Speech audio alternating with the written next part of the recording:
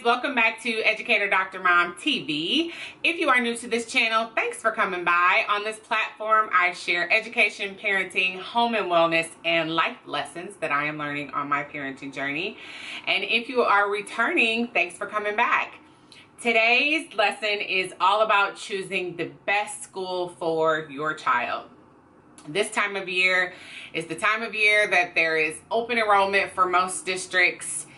People that are first signing their children up for school if you have little ones, or possibly if you are transferring your child into another school or you want them to try a specialty school or a magnet school. This is the time of year that takes place.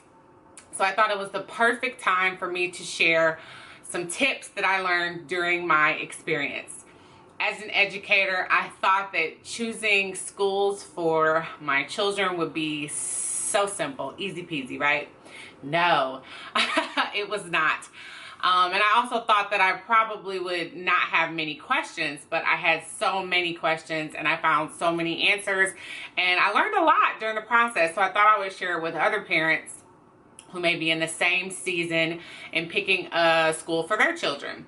So the way I'll lay out these steps, I'm gonna lay out this process in steps because that's how it worked for me. And going to another state, it was a huge transition because I am trained and knowledgeable for the process for the state that I was in, and so I had to learn different things in terms of process, in terms of the direction that the education system is moving here is a little bit different, and so I had to really learn a lot of new things, which was so interesting to me. And so I'm going to just make these steps general so they can apply to anyone who lives anywhere, and kind of just walk you through what I learned. So I'm going to look down here and there because I have my steps like down here in front of me. So excuse me if I'm looking down, but I'm looking at my list. So the first thing that I knew to do, and that I'm so glad I was able to spend the time to do, was learn my children. Particularly my daughter, who is older. She's 6, and so it was time for her to go to kindergarten this year when school was starting. So I homeschooled her for preschool, and in doing that I was able to really study her, for lack of a better term. And you don't have to homeschool your child to study them in any way. Studying them just means to pay attention to how they learn. And so homeschool for me was very informal. We learned in very practical ways. I learned really early on that my daughter was a very hands-on, kinesthetic learner. She was visual, so she really wanted to get in there and be a part of her learning process. She was not the type of child that wanted to like sit at a table for long and really have to like do a lot of structured things. So I knew that I needed to, or what she taught me was that she needed more of like an exploratory learning approach, where I would set up different learning activities for her around a room, around the house, and we would move around a lot. So I knew that a traditional structured environment was not going to be a fit for her. And the only way I learned this was by really studying her and paying attention to what type of learner she is. And so you can do that in so many different ways. You can have your children help you cook a meal. You can do it in the store. You can learn how they learn best by playing with them, just playing a game, playing a board game, playing a card game. Once you start to just get on their level and play with them, you can totally learn what type of learner your child is, which is going to be so important in choosing the best school for them. My son is totally different from my daughter, and I'm still learning him. Every day he's still teaching me, and I'm still trying to figure out what is going to be best for him. We think we know, but again, every day we study him and we just pay attention. This is going to be a fit, this isn't going to be a fit. And so I'm compiling my list now, and my husband and I, as we make these observations, we're like, well, what do you think about this? And what kind of activities do you think we should even be enrolling him in now, just so that we can learn a little bit more? Because sometimes you're able to observe them when it's one-on-one time with them, and other times you want to see them interact with someone else so that you can observe them from a distance, because sometimes children will be different for their parents than they are for someone else. And if you're a parent, you totally know that. So that is the first step, I would say. Step one is take the time to learn your child and study your child. Step 2, make 2 different lists. And as I'm going through these steps, if you're like, oh, I can't keep track of these things, or if you don't have time to write paper, I am going to write these things out and put them on my blog a little later this week. So if you just want to listen now, I will write down these steps for you and put them on my website so that you can see them if you need to see it on paper, because I'm that type of person. That's why I'm looking down. So step 2 is to make 2 lists, or make 1 list with 2 different columns. And so the first thing you want to consider is what's going to be an academic fit for my child. So for me, I knew for my daughter that maybe a Montessori school, something that was more hands-on, traditional structure, was not going to work for her. And I learned that not only with having her at homeschool, but also just in her first school experience. I just realized that structure was probably not going to be the best fit. Now, when I say structure, all children thrive from structured environments, so don't misunderstand that. When I say traditional structured environment, I'm speaking of you sit at a desk, you sit at a table, and you read and you answer questions, or lots of worksheets or things of that nature. I knew that wasn't going to work for her. And so having studied schools, I knew that IB schools, Montessori schools, specialty schools, maybe a school that's focused on art or theater, I was leaning STEM, was leaning in that direction, because those are the things that she was interested in, and those are the things that I feel like she thrived in the homeschool environment with me. And then also when we were in other learning environments or at a learning museum, I just paid attention to those types of things that I knew she would thrive in. So STEM was something that we knew. We've called her our little engineer since she was, growing up, because she was a builder. She would put things together. We would always see that piece of her mind. Math and science are going to for sure be her strengths. She would love to do experiments. She can piece numbers together really quick. And so these are all the things that I'm putting down on my list. You also want to think about your child's weaknesses. You have to be real and identify what areas they're weak in, what areas will they need extra support in. I knew that my daughter she's very sensitive. She's been sensitive. She will cry really easily. We knew that. And so we knew that we wanted her to be in an environment that didn't baby her, but also didn't crush her spirit. And so there's a fine balance, and everyone cannot do this. Every educator can't do this. Every school environment can't do this, where you can give them structure and be firm with them and balance that with love. And we try to give her that balance at home. There are some things that are worthy of crying about. We want her to feel like she can express her feelings and that she can use her voice. But we also have to temper that and also teach her that there's a time and a place to use your voice. And there's a time and a place when crying is appropriate and when it's not appropriate. So we knew that about her. And we knew that a super strict structured environment would not be conducive to what she needed. And she wouldn't be able to necessarily express herself, or to also that exploratory learning piece where she likes to ask questions. And sometimes a question comes at a time when it's we have to teach her all the time. Sometimes it's time to ask a question, sometimes it's time to listen. And so we were really looking for that balance. So I really asked a lot of questions in terms of allowing children to learn and have a voice, and teaching them a time and a place. And it's her teacher this year is just she's truly a godsend. She's an answer to prayer, because she is able to give her that balance that we needed, that we prayed for. So we're thankful for that. So you want to also think of their academic strengths and their personality strengths, what they're good at. And then also think of the areas that they're going to need some extra support in, because this might be an area that they struggle in, or this may be an area that they really need some additional attention in. One of my friends who is dyslexic, she knew when she started to see some signs in one of her children that there could be a possibility of that child being dyslexic too. So when she was looking for schools, she made sure that they had a reading specialist, because she wanted to make sure that that child was getting all the support that they needed. And so you want to try to look at the broad child. It's really easy to just pick one thing and try to focus on that. But if you really want to choose the best school for your child, you really want to look at strengths, weaknesses, needs, everything that you can think of in terms of what is going to be a fit for them. And that's the key. You want to find a school that's a fit for your child. A lot of times we pick a school because they say that's the best school or that's the district that you want to be in, and then we expect our child to fit into this mold that they don't fit in because it doesn't work for them. And so we kind of have the process backwards.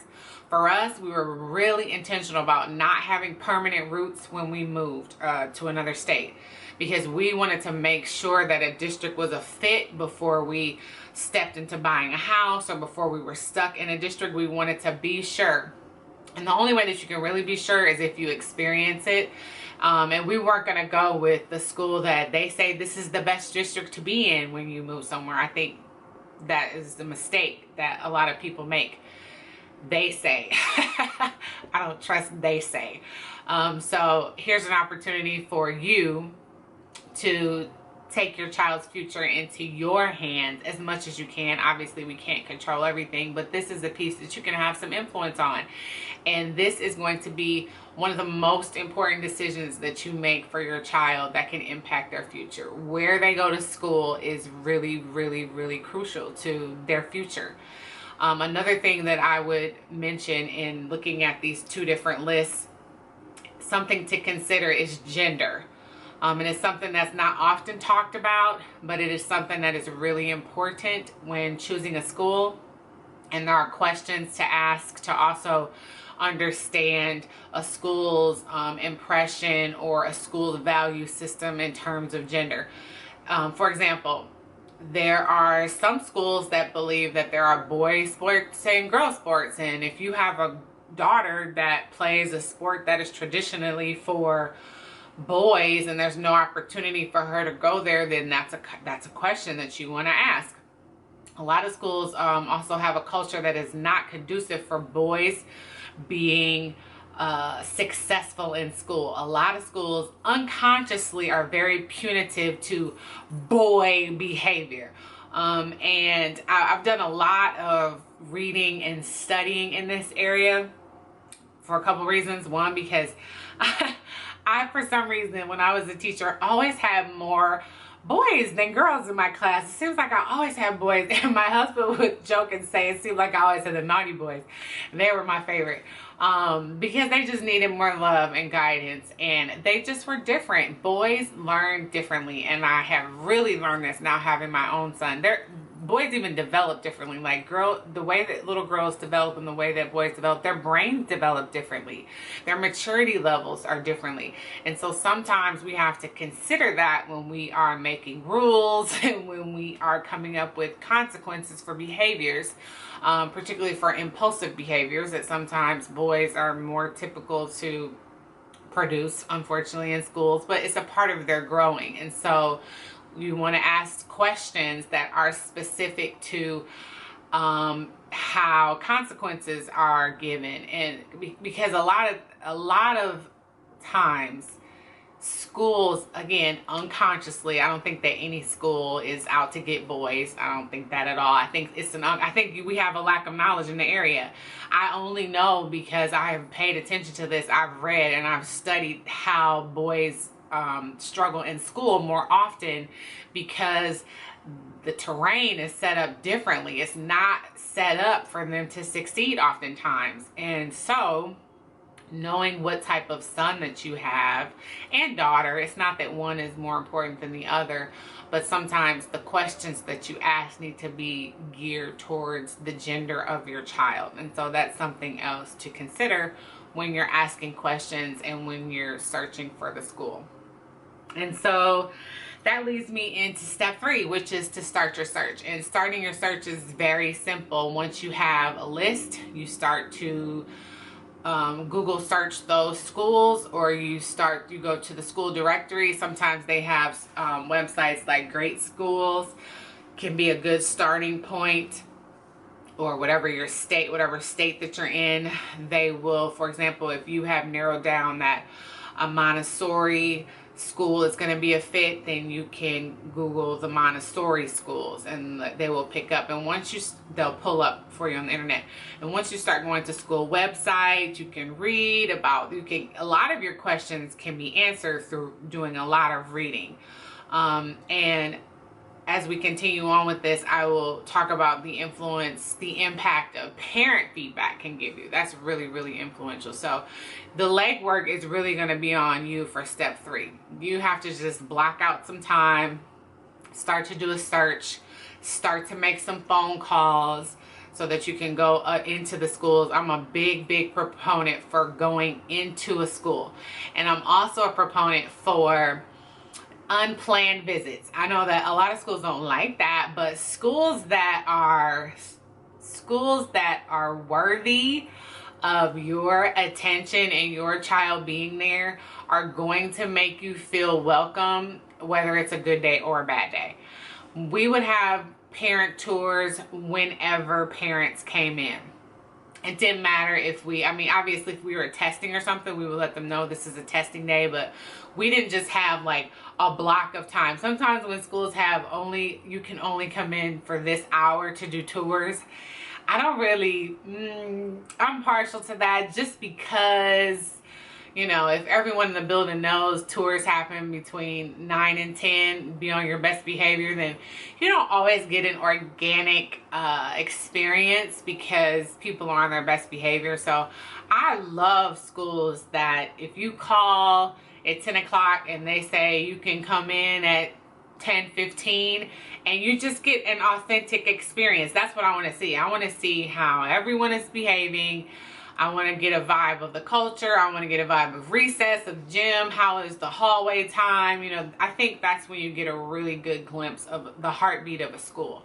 And so I would definitely recommend just going to visit schools. Once you do your search and you have a list of the ones that you think fit those areas that your child needs, then you go and visit the schools.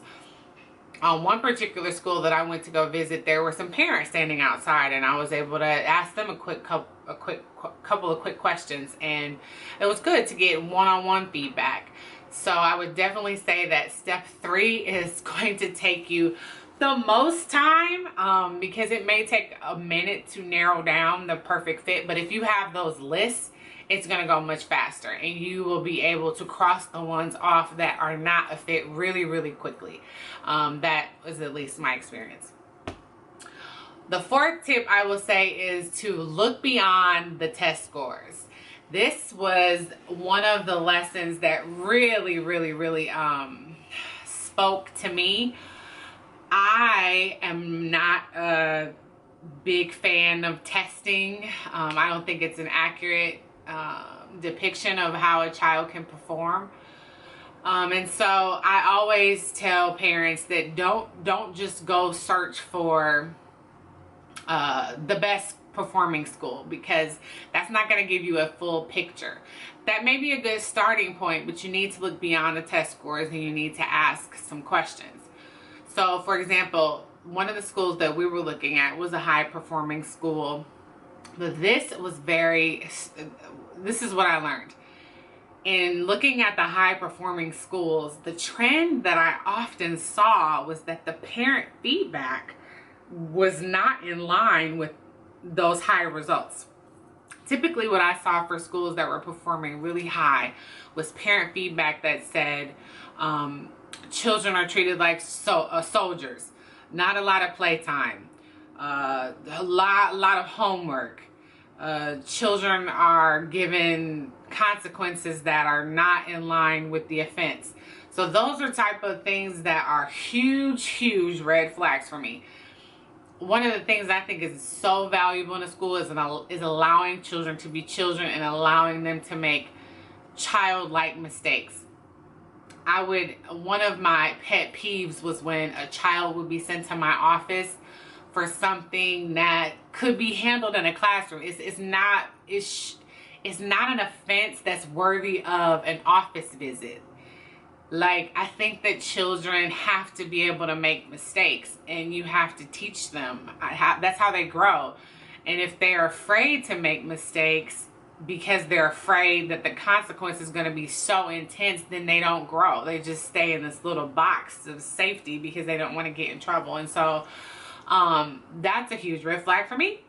So I don't care if your scores are 100% and your children are performing on par with, you know, one of the international schools. I don't care if they are stressed out and anxious about test taking. And that's usually what happens when you have high performing schools and children that are under a ton of pressure. The children start to have other types of challenges, such as anxiety. I won't even go through the list of possible things that they can struggle with, but it's not a good thing. And so that is something that is beyond the test scores. Another thing that you have to be mindful of and ask questions in terms of test scores is ask for explanations. And so in our case, one of the schools that we looked at, elementary school, does well. They test pretty good. Culture of the school seems good. And then you look at the district, and when they get to middle school, you see like a huge tank from 5th grade to 6th grade. I'm like, how are these kids doing so good in 5th grade? And they go to 6th grade and these scores tank. So I asked the question, and I got a great explanation that made a lot of sense. Here, children in elementary school are given the option to take their test in their first language if it's Spanish. And so if you're able to demonstrate your knowledge of science content, like you're still being tested on the science content, but the questions are asked in your native language, Spanish, you perform well because you are focusing on the content. When you get to middle school here, you don't get that option anymore. You have to take your test in English. And so even though you're being tested on science content, you can no longer get that question in your native language.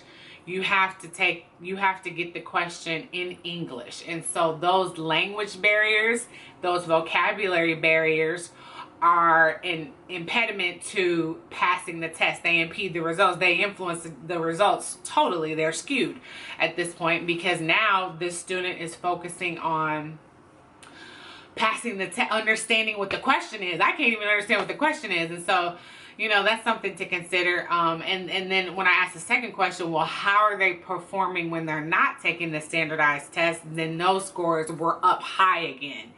So that was really interesting to me. Again, I wouldn't have found that out if I wouldn't have asked the question. And so asking questions to get explanations of test scores or asking questions that are beyond the test scores are very important. Parent feedback is huge.